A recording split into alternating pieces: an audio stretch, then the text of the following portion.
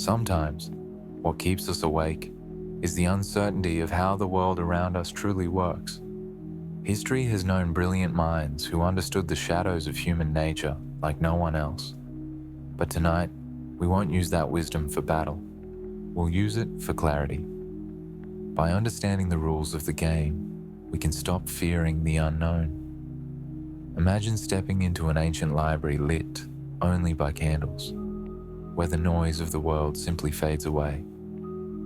We are going to explore 100 thoughts on power, strategy, and reality, narrated so serenely that your anxiety will have no choice but to dissolve. It is time to understand so that you may finally rest. Because tonight, we're not just exploring history or examining dusty political theories. We're walking alongside one of the most controversial, misunderstood, and endlessly fascinating minds of the Renaissance, Niccolo Machiavelli. His name has become an adjective, a byword for cunning and manipulation. To call someone Machiavellian is to suggest they are crafty, deceptive, willing to do whatever it takes to achieve their goals, regardless of moral scruples. This reputation has endured for 5 centuries, making Machiavelli perhaps the most infamous political thinker in history. Yet this reputation, while not entirely undeserved, obscures as much as it reveals. The real Machiavelli, the man behind the myth, was far more complex and in many ways more admirable than his popular image suggests. Born in Florence in 1469, Machiavelli lived during one of the most turbulent periods in Italian history. This was the age of the Renaissance, yes, when art and learning flourished as never before. But it was also an age of nearly constant warfare, political intrigue, betrayal, and bloodshed. The Italian peninsula was divided into competing city-states and kingdoms, each jealous of its independence yet too weak to defend it alone. Florence, Venice, Milan, Naples, the Papal States, and lesser powers fought endlessly among themselves, while foreign giants like France, Spain, and the Holy Roman Empire intervened constantly, using Italy as a battlefield for their own ambitions. Machiavelli witnessed the rise and fall of princes, the machinations of popes who acted more like warlords than spiritual leaders, and the constant warfare that turned his beloved homeland into a chessboard where foreigners moved Italian pieces according to their own strategies. He served his republic as a diplomat and military organizer, traveling across Europe, meeting kings and conquerors, observing power in all its varied forms. He saw how decisions made in distant courts affected the lives of ordinary people. He witnessed the gap between how rulers presented themselves and how they actually behaved. He learned the hard way that good intentions matter little without the strength to implement them and defend them against those who have different intentions. And then he lost everything. When the political winds shifted, when the republic he had served faithfully for 14 years was overthrown and his enemies came to power, Machiavelli found himself dismissed from office, imprisoned, tortured on the rack, and finally released into a bitter exile. It was in this state, living on a small farm outside Florence, cut off from the political life that had been his passion and purpose, that he wrote the works that would make his name immortal. The Prince, composed in a white heat of creativity in 1513, was his attempt to win favor with the new rulers and perhaps return to political life. It failed in this immediate purpose, but it succeeded in creating a work that has never been out of print since its posthumous publication in 1532. But Machiavelli was far more than the sinister schemer of popular imagination. He was a patriot who dreamed of a unified Italy, free from foreign domination, strong enough to determine its own fate. He was a Republican who believed deeply in civic virtue and the common good, who thought that free peoples governing themselves achieved more and lived better than subjects under even the most benevolent prince. He was a keen observer of human nature who understood that idealism divorced from reality serves no one, that the road to political disaster is often paved with noble intentions, unsupported by realistic assessment of circumstances and capabilities. His insights have shaped political thought for 5 centuries.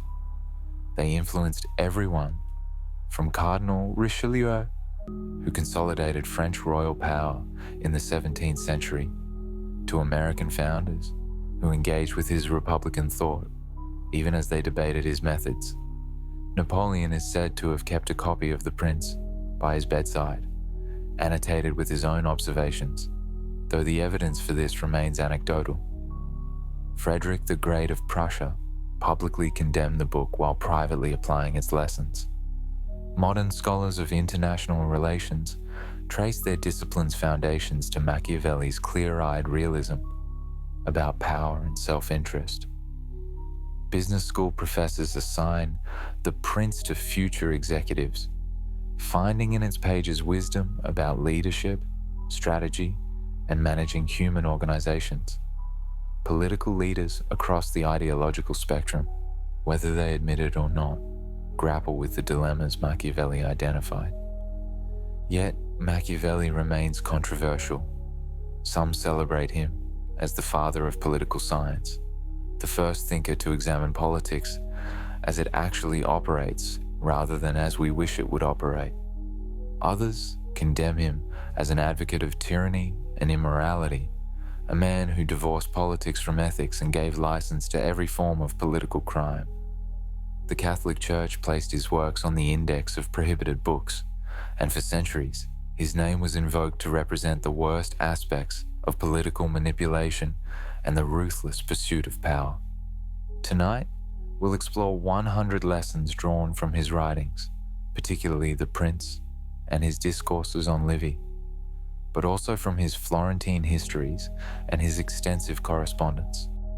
Some of these lessons will challenge your assumptions about morality and politics, forcing you to confront uncomfortable truths about how power actually works in our world.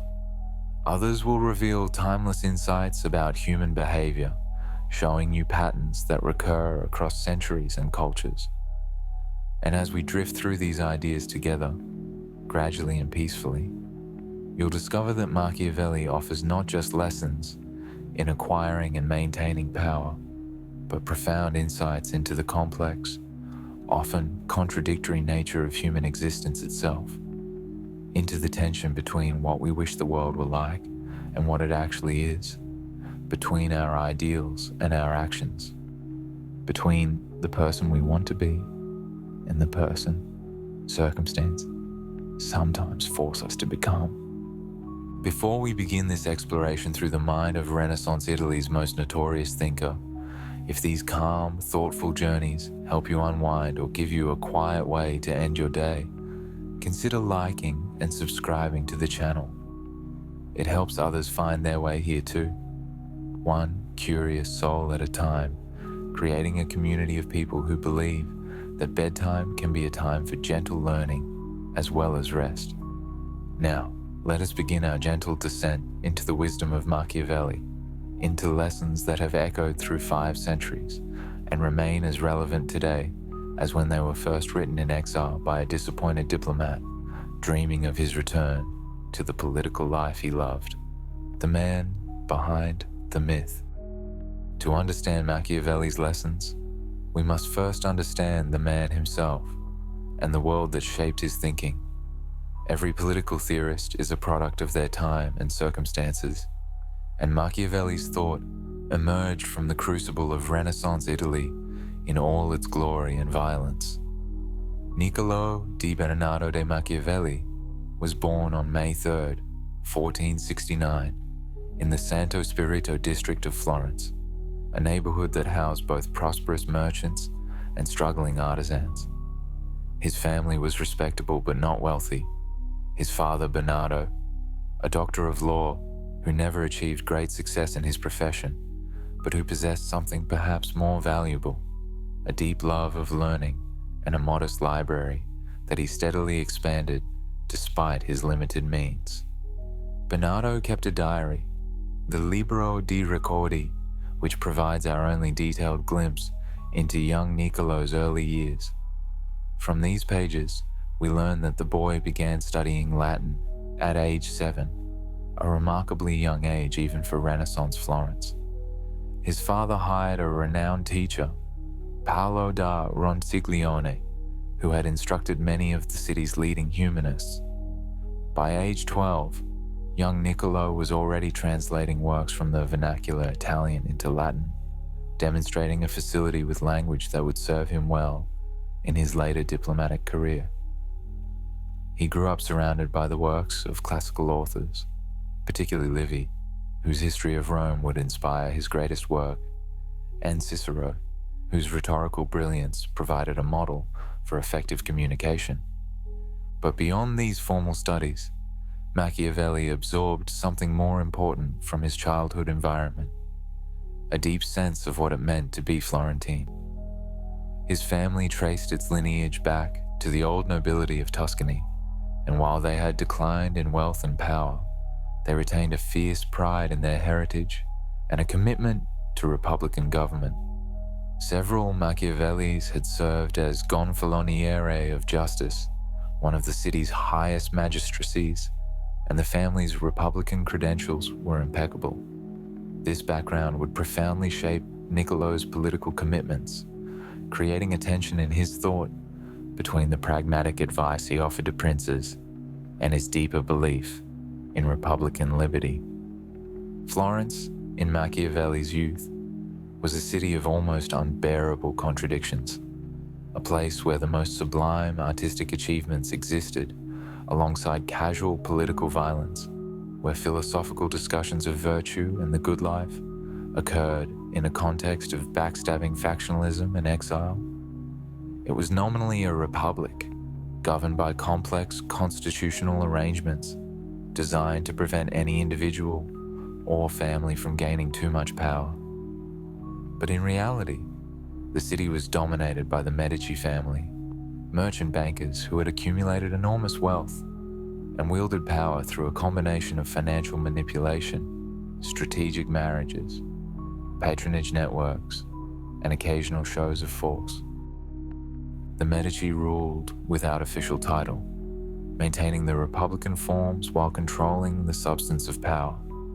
They were masters of what we might today call soft power, using their wealth to become patrons of artists, philosophers, and writers, transforming Florence into the cultural capital of Renaissance Europe. Under their guidance, the city produced geniuses like Leonardo da Vinci, who would later collaborate with Machiavelli on various projects, most notably an ambitious but ultimately failed attempt to divert the Arno River to cut off Pisa's water supply. Michelangelo, another Florentine genius, was practically adopted by Lorenzo de' Medici and raised in the Medici household alongside Lorenzo's own children. Yet this same Florence was a place of bitter factional rivalries that occasionally erupted into violence. Families were divided between supporters and opponents of the Medici. Exile was a common political tool used to remove opponents without the scandal of execution. And beneath the surface of Renaissance sophistication lurked the possibility of sudden, dramatic upheaval. The Italian city-states fought endlessly among themselves in a complex dance of alliance and betrayal, while foreign powers like France, Spain, and the Holy Roman Empire intervened constantly, each seeking to turn Italy's divisions to their own advantage. In 1494, when Machiavelli was 25, everything changed. The Medici were expelled from Florence following the invasion of Italy by Charles VIII of France, whose army marched through the peninsula on its way to claim the Kingdom of Naples. The French invasion exposed the military weakness of the Italian states and inaugurated a period of foreign domination that would last for generations. In Florence, the political vacuum left by the Medici's flight was filled by Girolamo Savonarola, a Dominican friar whose fiery sermons called for moral reform and condemned the corruption of both church and state with a prophet's fervor. Savonarola established what amounted to a theocratic republic in Florence, burning books and artworks he deemed immoral in the famous bonfire of the vanities, and preaching that God would soon punish Italy for its sins unless the people repented and reformed. Machiavelli listened to these sermons with interest, recognizing Savonarola's rhetorical power and his ability to move the masses. Yet he also saw the friar's fatal weakness. He was, as Machiavelli would later write, an unarmed prophet, whose power rested entirely on the force of his words and the people's belief in his divine mission. When that belief wavered, he had no military force to fall back upon. In 1498, Savonarola was arrested, tortured, hanged, and burned in the Piazza della Signoria, the same square where he had conducted his bonfires. It was in the wake of Savonarola's fall that Machiavelli's political career truly began. In June 1498, at the age of 29, he was elected second Chancellor of the Republic of Florence and Secretary to the Council of Ten for War, the body responsible for military and foreign affairs. This was a remarkable achievement for someone so young and from a family without recent political prominence. The position put him at the center of Florentine policy-making during a crucial period when the Republic was struggling to maintain its independence against powerful neighbors and foreign invaders. For the next 14 years, Machiavelli served Florence with remarkable energy, skill, and dedication. He traveled constantly on diplomatic missions, going to France 4 times, to the court of the Holy Roman Emperor Maximilian, to the papal court, and to various Italian princes and cities. These missions were not mere ceremonial occasions. Machiavelli had to negotiate treaties, gather intelligence about other powers' intentions, recruit mercenary troops, and represent Florentine interests in a world where the weak were constantly threatened by the strong. He became an acute observer of power, watching how different leaders operated, noting what strategies succeeded and what tactics failed. His most significant encounter during these years was with Cesare Borgia, the illegitimate son of Pope Alexander VI, who was attempting to carve out a principality for himself in central Italy through a combination of his father's support, French backing, military force, and ruthless political cunning. Machiavelli met Borgia several times in 1502 and 1503, and the experience left a lasting impression. Here was a prince who understood power in its purest form, who knew how to use both the lion's strength and the fox's cunning, who was feared precisely because he was willing to do whatever proved necessary. Borgia would become Machiavelli's model of effective princely virtue in action, the primary example in The Prince of how a new ruler should operate. Yet, Machiavelli also witnessed Borgia's ultimate failure when Pope Alexander VI died suddenly in 1503, and Cesare, weakened by illness at the crucial moment, was unable to prevent the election of a hostile pope who quickly destroyed his power. This taught Machiavelli another crucial lesson, that even the most capable prince remains vulnerable to fortune, to circumstances beyond his control. Virtue, however remarkable, cannot guarantee success against the turns of fortune's wheel. The wise prince prepares as thoroughly as possible, but must also recognize the limits of human control over events. During these same years, Machiavelli pursued another project that revealed his deepest political convictions, the creation of a Florentine militia. He had observed firsthand the unreliability of mercenary troops, who fought for pay rather than patriotic commitment, and who regularly switched sides or refused to fight when conditions became dangerous. He believed that a republic should defend itself with its own citizens, men fighting for their homes and families rather than for gold. This was a radical idea in an age when warfare was largely the business of professional soldiers, and many powerful Florentines opposed it, fearing that arming the common people might threaten the existing social order. But Machiavelli persuaded Piero Soderini, who had been elected Gonfaloniere for life in 1502, to support the militia project. Beginning in 1505, Machiavelli organized and trained a citizen army, appointing himself as the secretary to the newly created 9 of the militia. He traveled throughout Florentine territory, recruiting soldiers, establishing training protocols, and creating the administrative structures needed to maintain a permanent military force. The militia proved its worth in 1509, when it successfully besieged and captured Pisa, a rival city that had been fighting for independence from Florence for 15 years.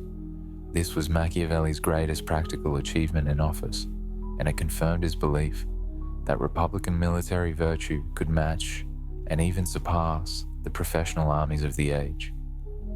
But this success would prove bitterly short-lived. In 1512, the European political situation turned dramatically against Florence. Pope Julius II, who had previously opposed Spanish influence in Italy, made peace with Spain and turned his attention to punishing Florence for its alliance with France. Spanish troops invaded Tuscany, and when Florentine forces tried to resist, the militia that had performed so well against Pisa broke and fled before professional Spanish soldiers. The Republic fell, and the Medici family returned to power with Spanish backing. Piero Soderini fled into exile, and Machiavelli's political career ended overnight. Machiavelli was immediately dismissed from all his offices. He attempted to conciliate the new Medici rulers, but in early 1513, disaster struck. A conspiracy against the Medici was discovered, and Machiavelli's name appeared on a list found in one conspirator's possession. There is no evidence that Machiavelli was actually involved in the plot, but suspicion was enough. He was arrested, imprisoned in the Bargello, Florence's grim, medieval prison, and subjected to the strappado, a form of torture in which the victim's hands are tied behind his back, and he is repeatedly hoisted by a rope attached to his wrists, then dropped part way, dislocating the shoulders and causing excruciating pain. Machiavelli reportedly endured 6 drops of the strappado without confessing to any crime, because he had no crime to confess. Finally, in March 1513, Giovanni de' Medici was elected Pope Leo X, and a general amnesty was declared to celebrate. Machiavelli was released from prison and allowed to retire to his small farm in Sant'Andrea in Percasina, about 7 miles south of Florence. He was 43 years old, and his career in active politics was over, though he did not yet know that it would never truly resume. It was from this exile, both physical and political, that his most enduring work would emerge. The farm was modest, producing enough to survive on but not to prosper. Machiavelli found himself reduced to managing peasants, dealing with woodcutters, arguing about supplies in country inns, and trying to scrape together enough money to support his wife Marietta and their growing family of children. It was a dramatic fall from his former position at the center of Florentine policy-making. Yet, it was precisely this reduction in circumstances, this forced withdrawal from active political life, that gave him the time and motivation to write.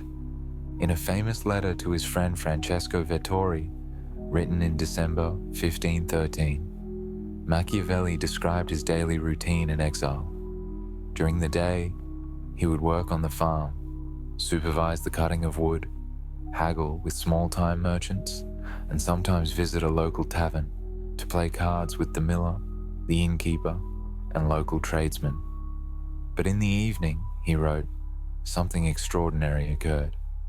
He would return home, remove his muddy work clothes, and dress in the robes he had worn at court. Then, he would enter his study, and open his books.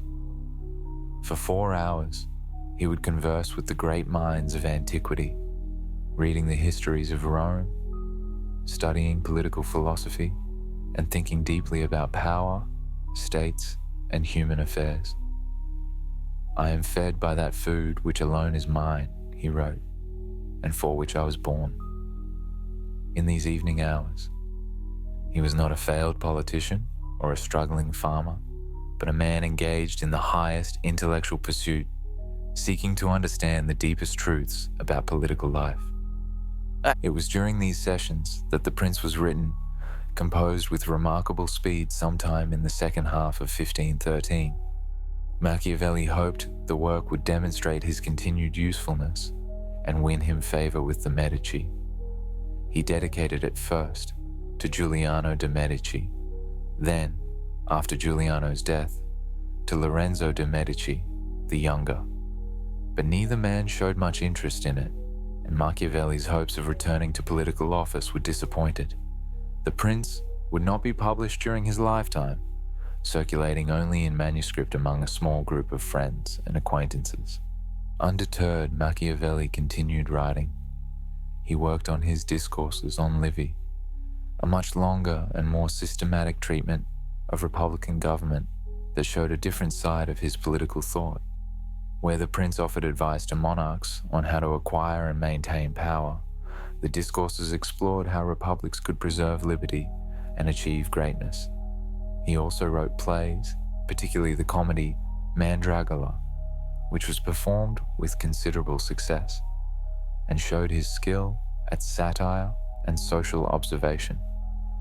And he maintained an extensive correspondence with friends, discussing politics, literature, and life with a wit and depth that makes his letters among the most rewarding reading of the Renaissance period.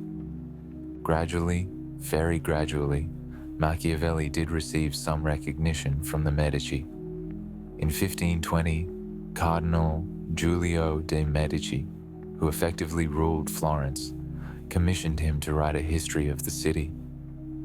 This was an honor that came with a modest stipend, and Machiavelli threw himself into the project with characteristic energy. The resulting Florentine histories, completed in 1525 and presented to Giulio, who had by then become Pope Clement VII, is more than a mere chronicle of events. It is a profound meditation on Florentine political culture, analyzing the city's chronic factionalism and comparing it unfavorably with the productive conflicts of ancient Rome. He also received minor government assignments, serving on a commission to reform the government of the Romagna and undertaking small diplomatic missions. But he was never truly welcomed back into the center of power. Too many people remembered his service to the Republic and distrusted him. Too many saw him as an opportunist who had tried to curry favor with the Medici after serving their enemies. And Machiavelli himself seemed unable or unwilling to fully commit to the Medici cause, retaining too much of his old Republican sympathies to become a reliable servant of the new order. Then in 1527, the political wheel turned again. Rome was sacked by imperial troops. Pope Clement VII was imprisoned, and the Medici government in Florence collapsed. The Republic was restored, and Machiavelli hoped that his moment had finally come, that he would be restored to the position and influence he had enjoyed before 1512. But it was not to be. The new Republican government viewed him with suspicion because of his association with the Medici during the previous 15 years. He had become, through no fault of his own, unacceptable to both sides, too Republican for the Medici and too tainted by Medici service for the Republicans. Niccolo Machiavelli died on June 21st, 1527, at the age of 58, disappointed in his hopes and largely forgotten by his contemporaries. He was buried in the church of Santa Croce in Florence, where his tomb can still be seen today. He left his family in poverty, having never recovered the financial security he had enjoyed during his years in office. He died believing that his greatest work, The Prince, would remain unpublished and unread, a failure like so much else in his later life. But his legacy was only beginning. Within 5 years of his death, both The Prince and the Discourses were published. They immediately provoked intense controversy, praised by some for their realism and honesty, condemned by others for their apparent advocacy of tyranny and immorality. The Catholic Church would eventually place his works on the index of prohibited books, and the term Machiavellian would enter the language as a synonym for cunning and ruthless behavior. Yet Machiavelli also found admiring readers who recognized in his work a new kind of political thinking, one that examined power as it actually operated rather than as it ought to operate according to moral or religious ideals. His influence spread through European political thought, shaping everything from theories of raison d'etat to modern realism in international relations. And with time, readers came to appreciate the full range of his thought, recognizing that the author of The Prince was also the author of the Discourses, that the man who advised princes on how to acquire and maintain power also celebrated republican liberty and civic virtue. Machiavelli lived in a world without illusions, a world where he had seen republics betrayed, mercenaries switch sides, allies become enemies overnight, noble ideals trampled by brute force, and good intentions lead to disaster. He had experienced power and its loss, success and failure, honor and humiliation, the heights of political influence and the depths of torture and exile. These experiences taught him lessons about politics that could not be found in books, but only in the hard school of lived experience.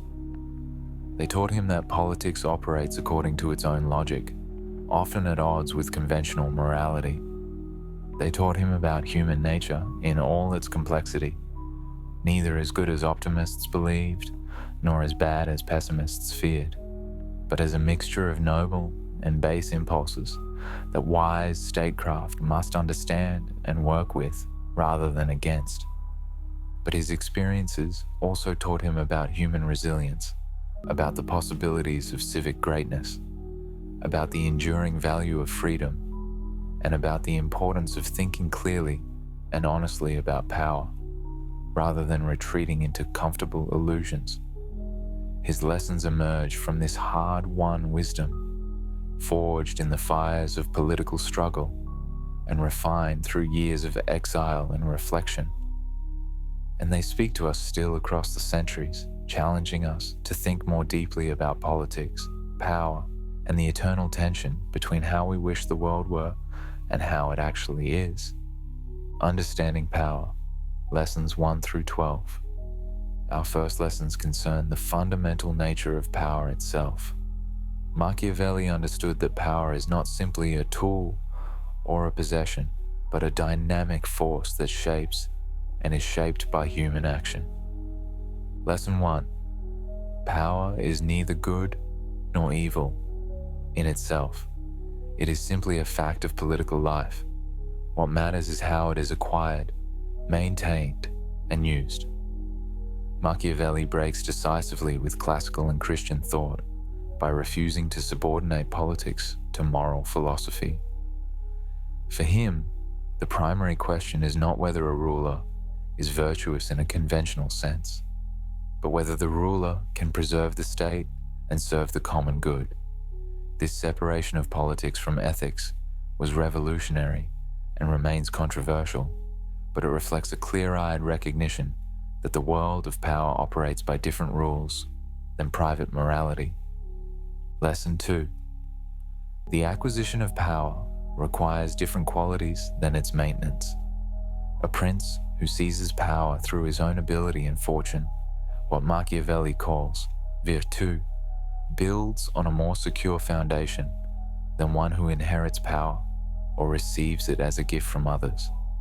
The self-made ruler has learned through struggle and knows how to defend what he has won. The hereditary ruler, or the one elevated by others, may lack the hardness and skill necessary to hold power when fortune turns against him. Lesson 3. New principalities are more difficult to govern than hereditary ones. When a prince inherits a state, the people are accustomed to his family's rule. Traditions and institutions support his authority. But a new prince faces suspicion and resentment. Those who benefited from the old regime become his enemies, while those who hope to benefit from the new regime are often disappointed, discovering that change brings new burdens along with new opportunities. The new prince must navigate these treacherous waters with a combination of force and cunning. Lesson 4. It is better to be feared than loved if one cannot be both. This is perhaps Machiavelli's most famous and most misunderstood lesson. He is not advocating cruelty for its own sake. Rather, he observes that love is a fragile bond, easily broken when self-interest calls. People love at their own convenience, but they fear at the prince's convenience. Fear, grounded in the apprehension of punishment, provides a more reliable foundation for political authority.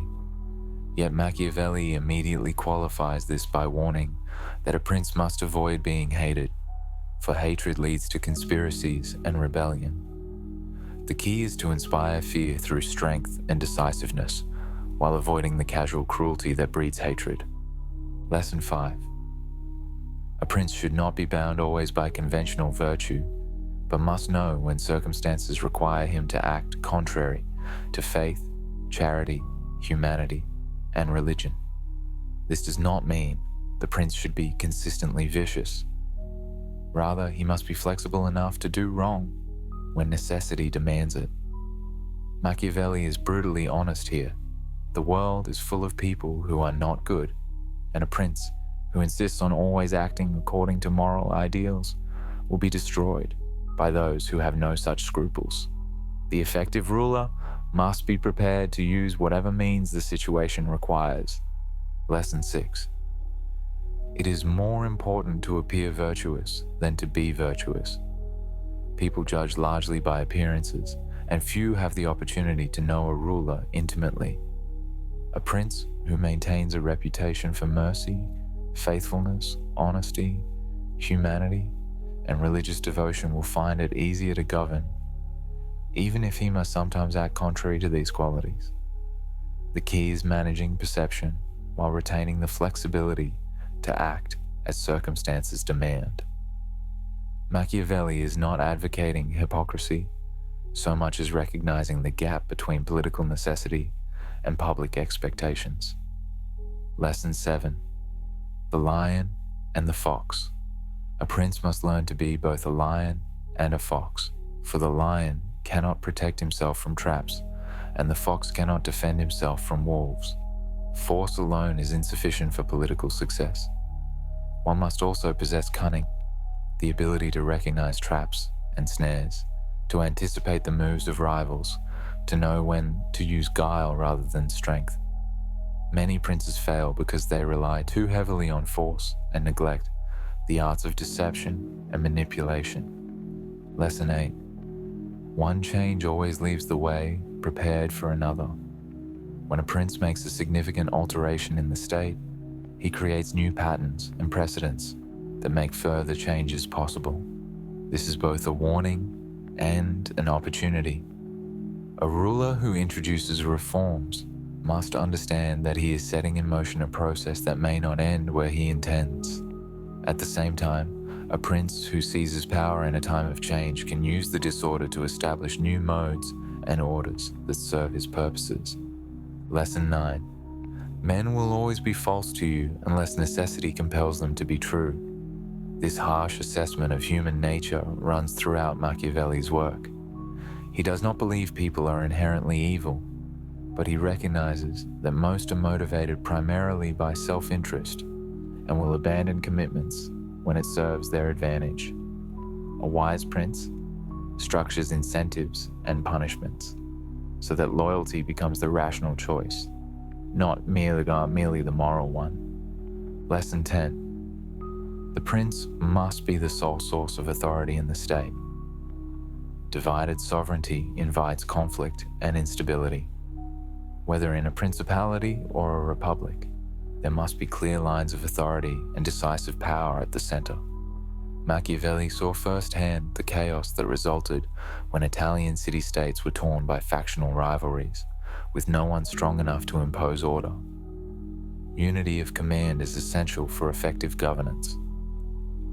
Lesson 11. Fortune controls half of human actions, but humans control the other half through virtù. This is Machiavelli's answer to fatalism. He acknowledges that chance and circumstance play a huge role in political life. Events beyond any ruler's control can destroy the most carefully laid plans. But he insists that human agency matters, that skill, foresight, and bold action can shape outcomes. Even in the face of adverse fortune, the wise prince prepares during times of calm for the storms that will inevitably come, building dikes and levees to channel fortune's flood rather than being swept away by it. Lesson 12. A prince must have no other object or thought but war, its rules and discipline. This does not mean a prince should seek war constantly, but rather that he must always be prepared for it. In Machiavelli's world, military weakness invited attack and ultimately meant the loss of the state. A prince who neglects military preparation in favor of other pleasures or pursuits endangers everything. This lesson extends beyond literal warfare to encompass all forms of political competition and conflict. The effective ruler must always be ready to defend what he has built. These first 12 lessons establish the foundation of Machiavelli's political thought. Power is immoral. Its acquisition and maintenance require virtù. Appearances matter as much as reality, and success depends on understanding both human nature and the role of fortune. Now we turn to explore more deeply these concepts of virtù and fortune that animate all of Machiavelli's thinking. Virtù and fortune, lessons 13 through 24. The relationship between virtù and fortune stands at the very heart of Machiavelli's philosophy. These concepts, drawn from Roman thought, but given new meaning in his hands, frame his understanding of human possibility and limitation. Lesson 13. Virtù is not virtue in the Christian sense, but rather excellence, capability, and the qualities that allow one to master fortune. This is one of Machiavelli's most important and most frequently misunderstood concepts. When Machiavelli writes of virtù, he means something closer to the Latin virtus, which conveyed manliness, martial valor, courage, and effectiveness in action. It is not about being morally good in conventional terms, about practicing charity or humility or other Christian virtues. Rather, it is about possessing and demonstrating the qualities that allow one to achieve great things in the political arena. A ruler with virtù possesses multiple attributes working together. First, there is intelligence, the ability to understand situations clearly, to see through appearances to underlying realities, to recognize patterns and anticipate consequences. Second, there is flexibility, the capacity to adapt to changing circumstances, rather than rigidly adhering to a single approach regardless of context. Third, there is boldness, the courage to seize opportunities when they present themselves rather than hesitating until the moment passes. Fourth, there is strength, both physical in terms of military capability and psychological in terms of resolution and determination. But virtù is more than just a collection of admirable traits. It is an active, dynamic quality that expresses itself in successful action. You cannot possess virtù in some abstract sense without demonstrating it through achievement. It is measured by results, by what you actually accomplish in the world, not by your internal character or good intentions. This makes virtù fundamentally different from Christian virtue, which concerns the state of one's soul and can exist even in failure or martyrdom. Machiavellian virtù succeeds, or it is not virtù at all. Lesson 14. Fortune is a river that must be channeled, not merely endured. Machiavelli famously compares fortune to a raging river that destroys everything in its path when it floods. The image is vivid and terrifying. Villages swept away, fields ruined, trees uprooted, people drowned. Fortune in flood is irresistible, overwhelming human efforts to resist it. But he notes that in calm times, during seasons when the river flows peacefully within its banks, prudent men can build dikes and embankments to control its force, to channel the water where it will do good rather than harm, to protect against future floods, even while the present seems secure.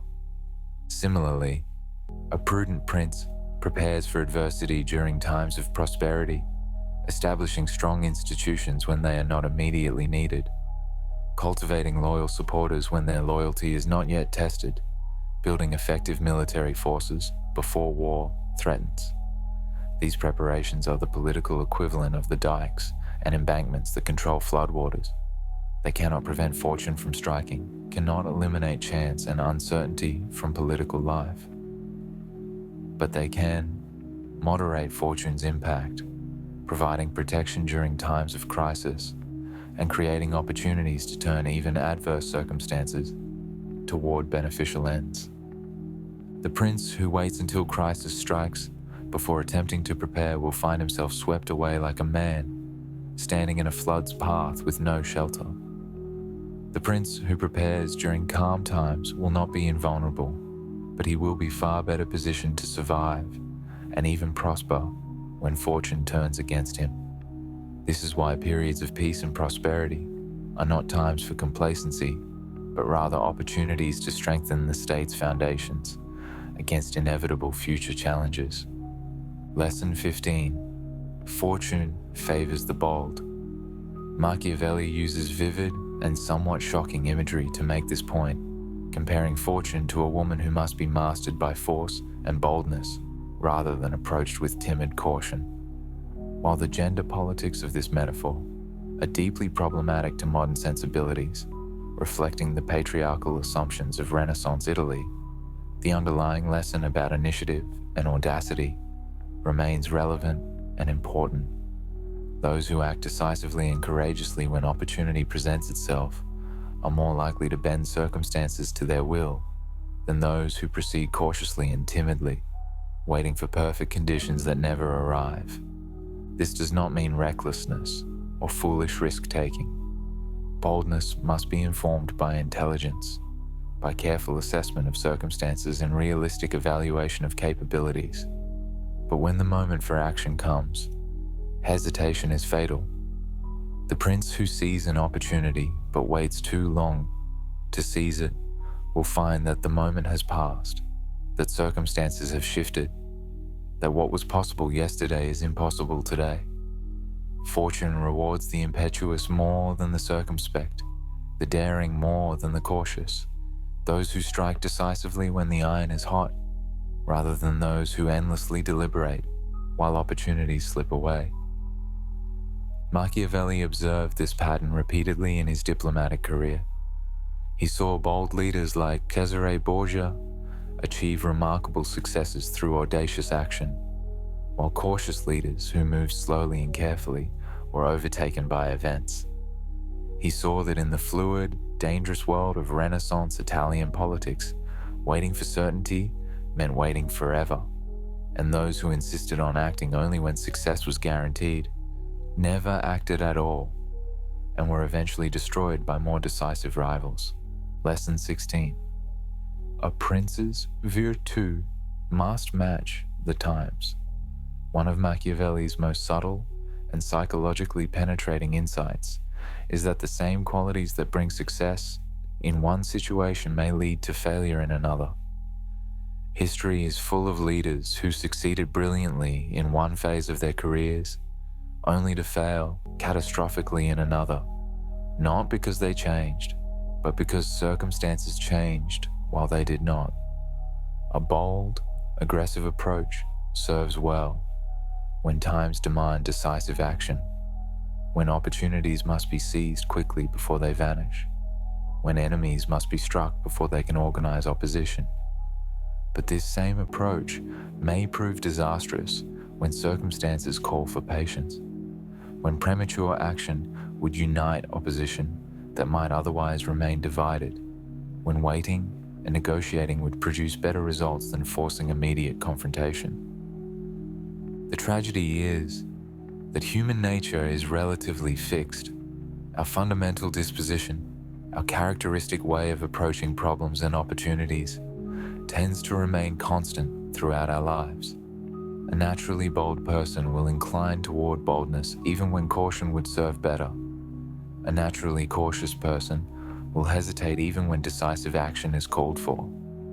We can moderate these tendencies through conscious effort and self-awareness, but we cannot transform ourselves completely. Our nature sets boundaries on our flexibility. This creates a tragic dimension to political life that Machiavelli understood with unusual clarity. A prince succeeds when his nature aligns with the needs of his time and fails when it does not. Yet he lacks the flexibility to transform himself fundamentally when circumstances change. Fabius Maximus, the Roman general who defeated Hannibal through patient, defensive warfare, was called the delayer, and was perfectly suited to a time when Rome needed to avoid battle and wear down the enemy through attrition. But that same cautious nature would have been disastrous earlier in Roman history when aggressive expansion was needed. Julius Caesar's boldness served him brilliantly during his conquests and his civil war with Pompey. But that same quality led him to dismiss warnings about the Ides of March and walk unprotected into the Senate, where his assassins waited. Most leaders, Machiavelli suggests, have one good run, one period when their nature matches what circumstances require, and then they either fade away or are destroyed when times change, and they cannot change with them. The truly exceptional leader, the one who succeeds across different circumstances, would need a protean flexibility of character that perhaps exceeds normal human capacity. This is why fortune plays such a large role in political success. Why even the most capable leaders depend partly on luck, on the fortunate coincidence of their particular qualities matching their particular circumstances. Lesson 17. Opportunity without virtue is wasted, and virtue without opportunity accomplishes nothing. These two forces must work together. Even the most capable individual cannot succeed without the chance to exercise his abilities. But opportunities arise constantly for those prepared to recognize and seize them. The key is to develop one's capabilities before the moment of opportunity arrives, and then to act decisively when fortune opens a door. Lesson 18. The greatest leaders are those who found new states or radically reform existing ones. Machiavelli reserves his highest admiration for founders like Moses, Romulus, Cyrus, and Theseus, figures who created entirely new political orders. These founders display virtue in its most elevated form, imposing order on chaos and establishing the modes and orders that will shape their societies for generations. This is dangerous and difficult work, for it requires overturning established customs and interests. But it represents the pinnacle of political achievement. Lesson 19. Imitation of great examples is itself a form of virtue. While Machiavelli prizes originality and boldness, while he celebrates the founders who establish entirely new orders, he also believes deeply in learning from the past and from successful predecessors. A wise prince studies the actions of great rulers who came before him, understanding how they dealt with challenges similar to his own, learning from both their successes and their failures, and adapting their methods to his own particular circumstances. This is not slavish copying, not blind imitation that ignores differences in context and situation. Rather, it is intelligent adaptation, using historical examples as a kind of laboratory where different approaches have been tested and their results observed.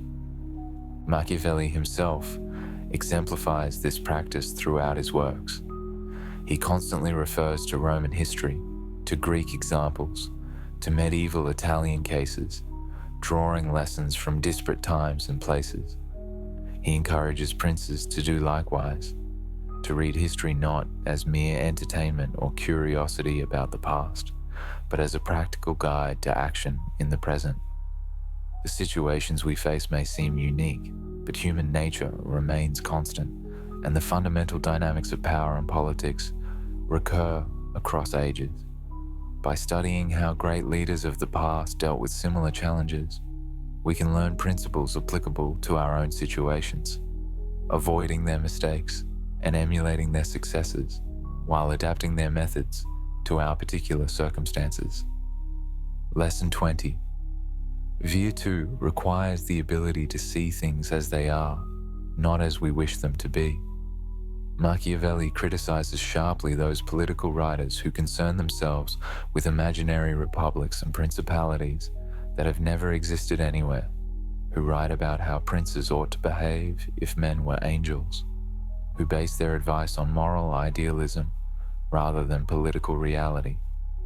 He insists instead on examining what he calls the effectual truth of things, the reality of how people actually behave, rather than how they ought to behave, how our states actually function rather than how we might wish them to function, how power actually works rather than how moralists think it should work. This commitment to realism, to facing unpleasant facts rather than retreating into comfortable illusions, is fundamental to effective political action. A prince who bases his decisions on wishful thinking about human nature, who assumes people will act from pure motives or keep their promises from moral principle alone, who believes that good intentions guarantee good results, will quickly be destroyed by rivals who understand reality more clearly. The world is what it is, not what we wish it were. Human beings are what they are, not what we would like them to be. Political forces operate according to their own logic, not according to our moral preferences about how they should operate.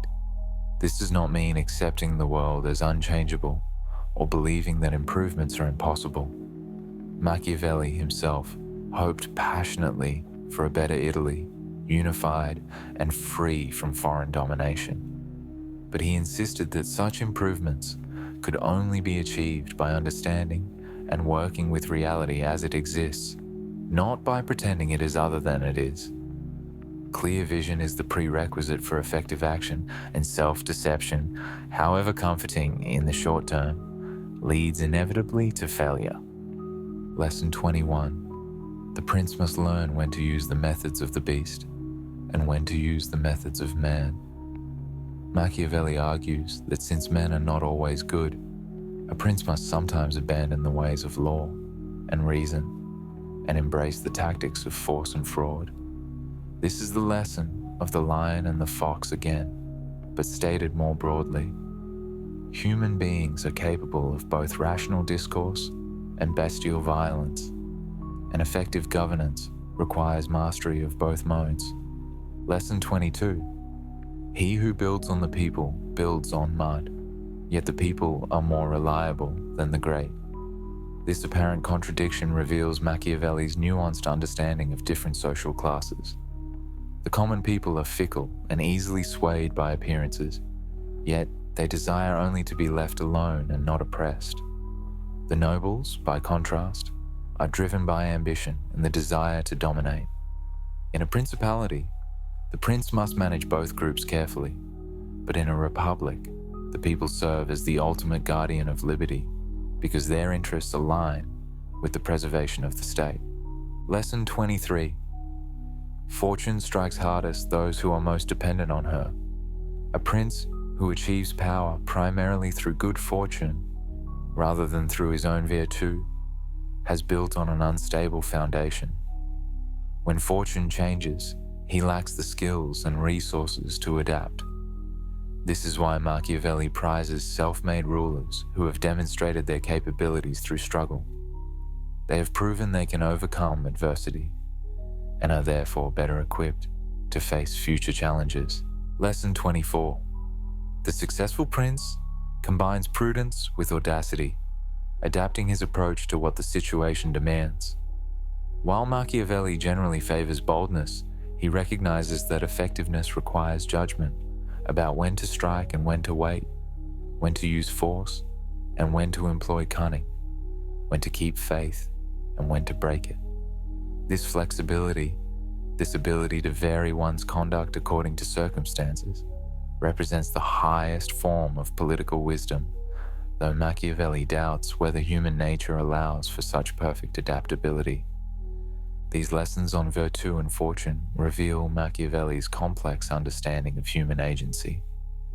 We are neither completely free nor completely determined. Fortune shapes our possibilities, but virtue allows us to influence outcomes within those constraints. The wise prince recognizes both his power and his limitations, acting boldly when opportunity presents itself, while preparing carefully for the inevitable turns of fortune's wheel. The Art of Leadership, Lessons 25 through 37. Having established the framework of virtue and fortune, we turn now to more specific lessons about the practice of leadership and the daily challenges of governing. Lesson 25. A prince must build his own army, not rely on mercenaries or auxiliaries. Machiavelli returns repeatedly to this theme throughout his works. Mercenaries fight for money, not loyalty, and will abandon a prince when conditions become difficult or when offered better terms elsewhere. Auxiliary troops, borrowed from other rulers, serve their own master's interests rather than the prince who employs them. Only a prince's own subjects, fighting for their homes and families, provide reliable military force. This lesson extends beyond warfare. A leader must build institutions and relationships based on genuine loyalty rather than purchased allegiance. Lesson 26. The prince must be ever vigilant, for conspiracies lurk in every shadow. Machiavelli devoted the longest chapters in both the Prince and the Discourses to the subject of conspiracies, recognizing them as the gravest threat to any ruler. The challenge is that conspiracies are hidden by nature, and the prince who becomes paranoid and suspicious risks alienating loyal supporters. The solution lies in avoiding being hated while maintaining a network of informants and creating incentives for potential conspirators to remain loyal. Lesson 27. It is necessary to be a great pretender and dissembler. The prince must master the art of appearing to be what circumstances require while retaining the flexibility to act differently when necessary. This is not simple lying, but rather a sophisticated understanding of political theater. The prince must perform the role that his subjects and rivals expect while keeping his true intentions concealed. Those who see through the performance are few, and they are outweighed by the many who judge by appearances. Lesson 28. Benefits should be granted little by little, while injuries should be inflicted all at once. This lesson in political psychology recognizes that people have short memories for kindness, but long memories for harm. A prince who grants favors gradually creates a continuing sense of obligation and anticipation, but one who must inflict necessary cruelties should do so swiftly and completely so that people can forget them and grow accustomed to the new order.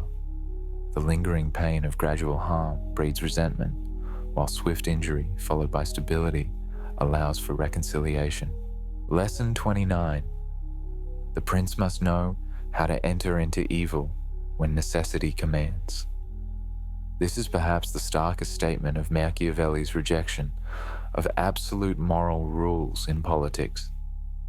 He does not celebrate evil or recommend it gratuitously, but he insists that there are situations where conventional morality would produce worse outcomes than calculated wrongdoing. A prince who refuses to use necessary evil out of misguided virtue may allow greater harm to befall his state and people. Lesson 30. Half measures are always dangerous. When a prince decides to act, he must do so thoroughly and decisively. Incomplete conquest, partial reform, or hesitant cruelty creates the worst of both worlds, failing to achieve the desired goal while still incurring the costs and resentments of the action.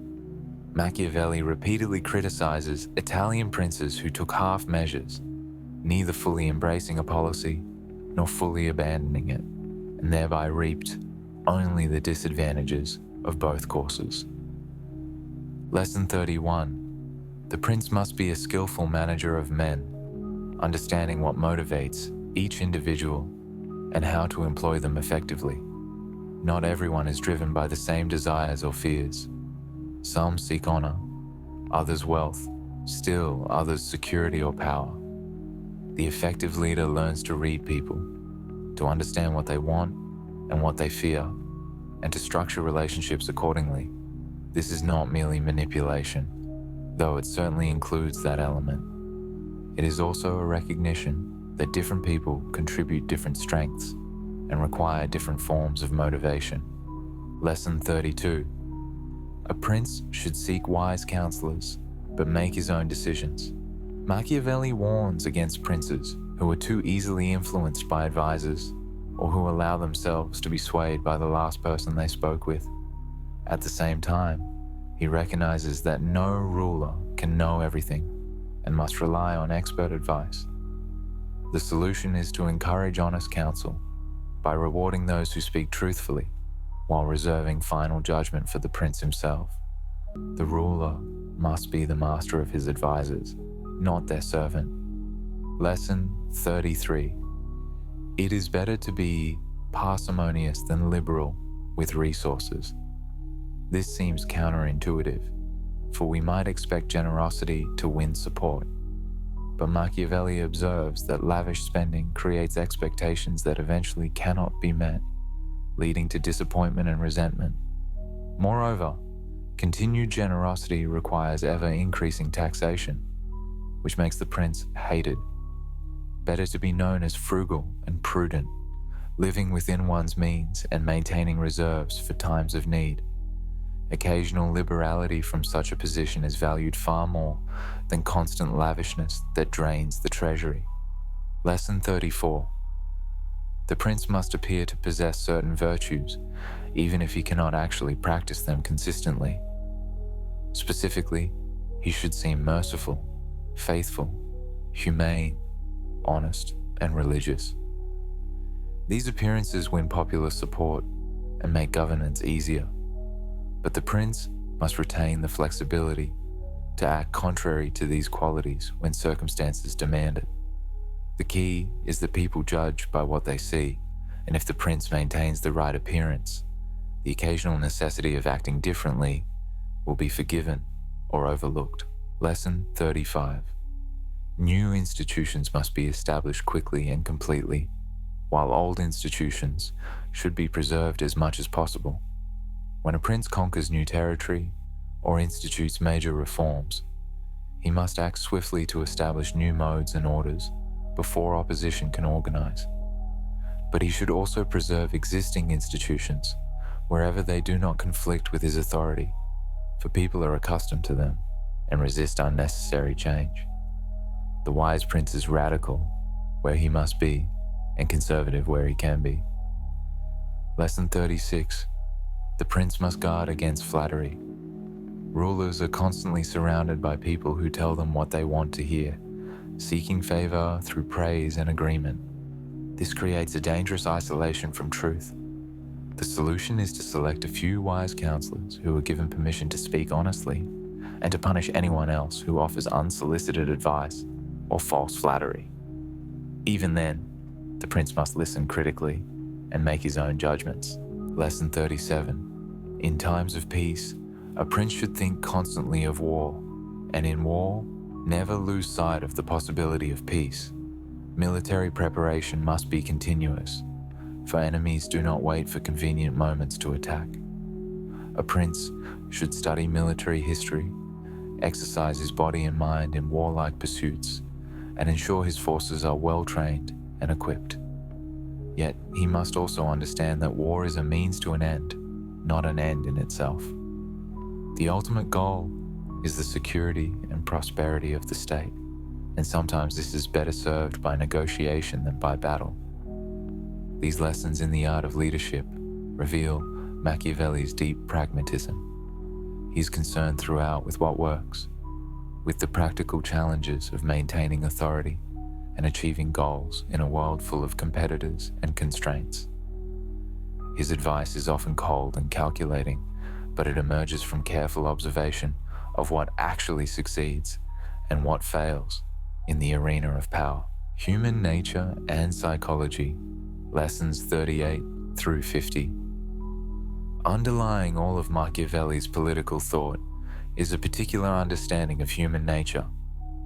His lessons in this area are sometimes harsh, but they reflect honest observation of how people actually behave, rather than how we might wish them to behave. Lesson 38. Human beings are by nature ambitious and restless, always desiring more than they possess. Machiavelli does not see this as necessarily bad. Ambition drives progress and achievement, but it also creates constant tension and conflict as individuals and groups compete for status, wealth, and power. The wise prince understands this drive and channels it productively rather than trying to suppress it entirely. Lesson 39. People are more prone to blame than to praise, more ready to see faults than virtues. This pessimistic assessment of human judgment has important political implications. A prince cannot count on gratitude for past benefits, for these are quickly forgotten. He must instead ensure that present interests align with loyalty and that people have more to fear from his displeasure than to hope from his favor. Lesson 40. The great mass of people are neither wholly good nor wholly bad, but occupy a middle ground of mixed motives and inconstant principles. Most people will be reasonably honest and loyal when it costs them little, but they will abandon these qualities when pressed by necessity or tempted by great advantage. This is not a moral failing, so much as a fact of human nature that the prince must work with rather than against. Lesson 41. Men are quicker to forget the death of their father than the loss of their patrimony. Machiavelli makes this shocking observation to emphasize that material interests often trump emotional bonds. People may mourn personal losses, but they resent financial harm with a lasting bitterness. A prince who confiscates property or imposes burdensome taxes creates enduring enemies, while even harsh punishments may be forgotten if property rights are respected. Lesson 42. Those who have been favored by the old regime will be hostile to the new, while those who hope to benefit from change will be lukewarm supporters. This lesson explains why new princes face such difficulties. The enemies of change know exactly what they are losing and fight hard to preserve it. The beneficiaries of change are uncertain whether they will truly profit and hesitate to commit fully until they see results.